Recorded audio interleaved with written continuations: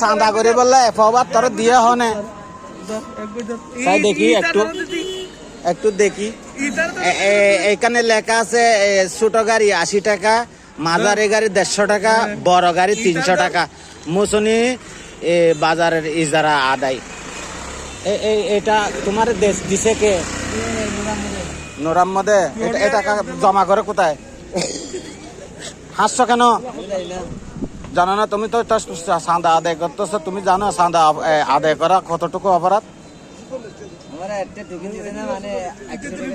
হ্যাঁ, তুমি একটা টোকেন বিক্রি করতে পারলে তুমি 100 টাকা পাও। হ্যাঁ,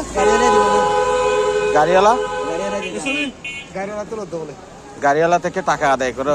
রোড পারমিট দিয়ে যদি গাড়ি চলে রাস্তায়, তাহলে আবার তুমি কেন আবার চাঁদা আদায় করবে? ওইটা তো বিআরটিসিতে জমা হয়েছে টাকা।